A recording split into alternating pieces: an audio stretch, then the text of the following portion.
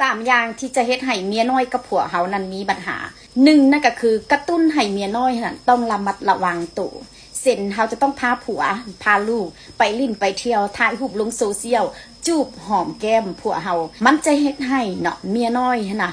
ระวังตัวว่าเอ้าใส่มันบอกว่ามันสั่งเมียมันใส่มันบอกว่าเมียมันบ่ดีเนาะใส่มันว่ามันกำลังจะห้างเมียมันเป็นอย่างมันคือว่าไปเห็นไปถ่ายรูปกับเมียอีกจูบหอมเมียขนาดนั้นบักหานี่มันตัวกูบ่นั่นก็คือเฮ็ดให้เมียน้อยนั้นระแวงการที่เฮาอยากจะให้เมียน้อยระแวงนั่นก็คือเฮาบ่ต้องผิดกับผัวตัวเองเนาะมิดเงียบเนาะบ่ต้องโทรไปเว้าให้เมียน้อยบ่ต้องโทรไปเตือนเมียน้อยว่ามึงเลิกกับผัวกูก็เลิกเนาะบ่ต้องโทรไปเตือนให้เฮาเงียบเฮ็ดแบบคือบ่มีหยังเกิดขึ้นแล้วเมียน้อยมันก็จะระแวงว่าใส่เนาะใส่ว่าเมียบ่ดีเนาะใส่ว่าสิมาหากูปานนี้ก็ยังบ่เห็นมาเนาะไซว่าเมียไรออกจากบ้านเป็นอย่างคือบ่เห็นมาหากูมันจะเฮ็ดให้เมียน้อยนั่นล่ะละแวง3นั่นก็คือเขาต้องกระตุ้นให้